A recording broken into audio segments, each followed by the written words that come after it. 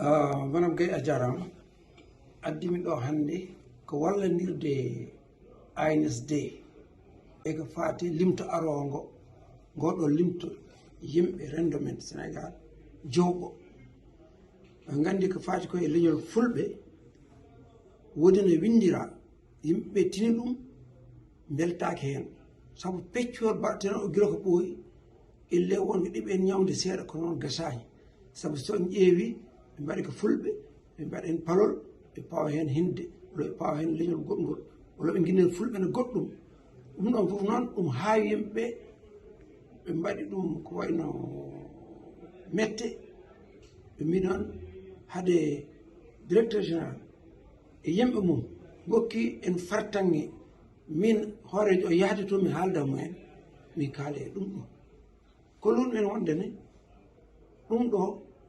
ko yimɓe jiiɗi ko e ɗum ɗo seraji ha ɓurti bo kono tan kono waɗira ni wonini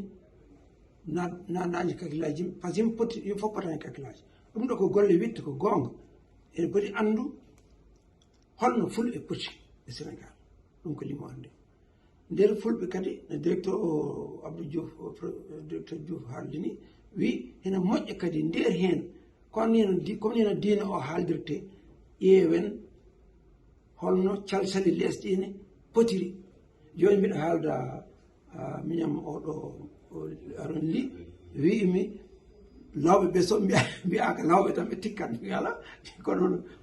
lamba dikko pulla sambambaɗo demba kay kono noon siki en mbaɗi fulɓe fof ko ɗum min jaggi inde leñol ngol wiye fulɓe joni to lees ni noon mbaɗe diine he ɓe mbindi ko l'islam ɓe mbindi to lees noon soko laaye soko murid soko tijane ɗon e wiye fulɓe woni leñol ngol heddo noon kinɗe ɗe to lees si kala jiɗɗo si wi min koye pulla kono hindan ko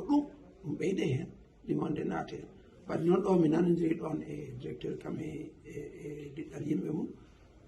e ley ɗum ala caɗele joni noon ɗemgal ngal kam eɗen